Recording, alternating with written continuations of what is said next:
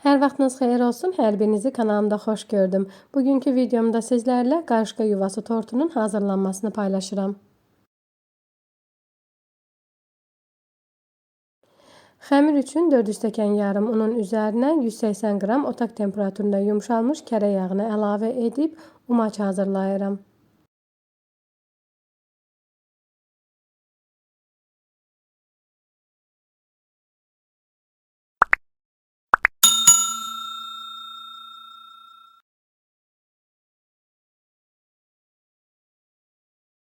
Hazır olan umacın üzərinə 1 çimdik duz, 1 paket vanil, 1 paket qabartma tozu əlavə edib qarışdırıram.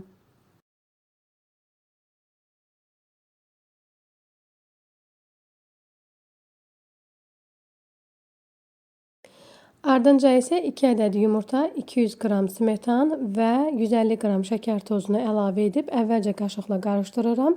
Ardınca isə əlimlə yumşaq, ələ yapışmayan və çox gözəl bir xəmir hazırlayıram.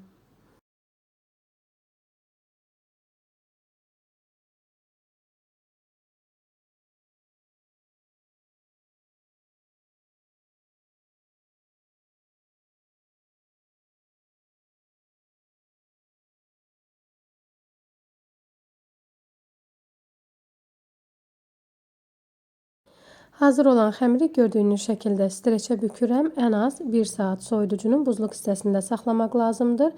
Mən bir gecə saxladım. Çox da gözəl nəticə əldə etdim.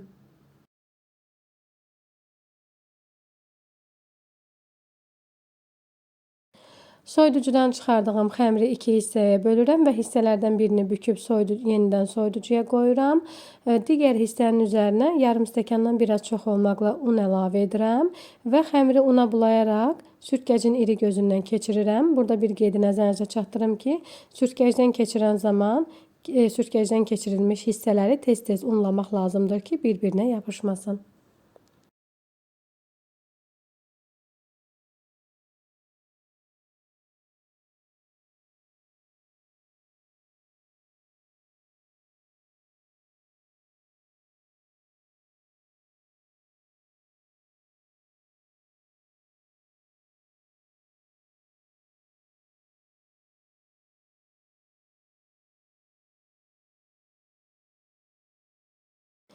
Xəmirin yarı hissəsinin hamısını gördüyünüz kimi artıq sürtkəcdən keçirmişəm və xəmirləri bacardığım qədər unlayıram ki, bir-birinə yapışmasınlar.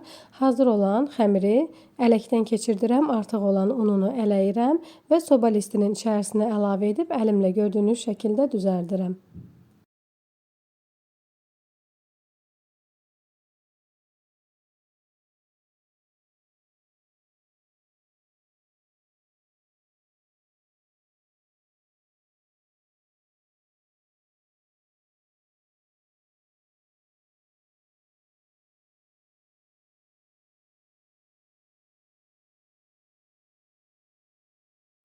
Xəmirin yarı hissəsi gördüyünüz kimi bir listi doldurdu və indi isə əvvəlcədən isidilmiş sobada xəmiri yarı qırmızı olana qədər bişirirəm və burada bir qeydi nəzərinizə çatdırmaq istəyirəm ki, xəmiri sobaya qoyduqdan 10 dəqiqə sonra sobanı açıb biraz qarışdırmaq lazımdır ki, bir-birinə yapışmasın. Gördüyünüz kimi sobada olan qırıntılar artıq bişib və sobadan çıxarmışam. Xəmirin digər hissəsini də eyni qayda ilə hazırlamışam və digər listi də sobaya yerləşdirirəm və eyni qayda ilə bişirirəm. İndi isə qarışqa yuvası tortu üçün krem hazırlayıram. Bunun üçün 150 qram otaq temperaturunda yumşalmış kərə yağını mikserlə ağarana qədər qarışdırıram.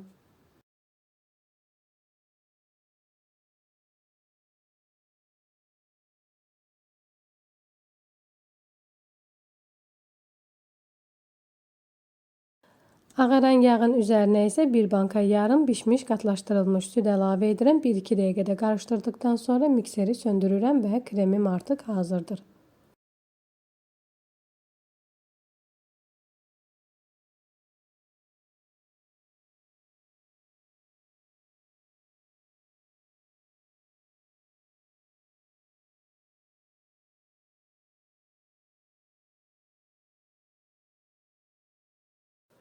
Xəmirin digər hissəsini də bişirmişəm və əvvəlki bişmiş hissənin üzərinə əlavə etmişəm. İndi isə irili xırdalı doğradığım qozu həmin qırıntıların üzərinə əlavə edib əlimlə qarışdırıram. Ardınca isə hazırladığım kremi də bu qırıntıların üzərinə əlavə edirəm və yaxşıca qarışdırıram.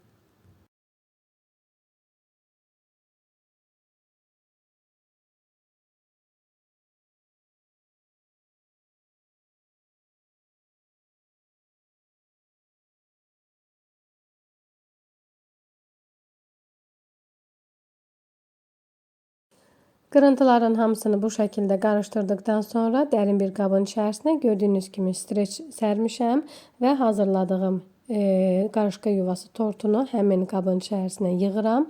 Üzərindən basıram və streçlə üzərini örtürəm. Ən az 2 saat soyuducuda saxlayıram. Daha sonra isə soyuducudan çıxarıram. Üzərinə qarışqa yuvasının kənarında olan tozların görünüşünü vermək üçün xırdalanmış qoz səpirəm. Zövqə görə istəsəniz sütkəcdən keçirilmiş şokolad da əlavə edə bilərsiniz. Mənim hazırladığım qarışqa yuvası tortu bu şəkildə alındı. Həqiqətən çox ləzzətli bir tortdur. Qırıntılar çox kövrəkdir, çox ağızda əriyir, ləzzətlidir.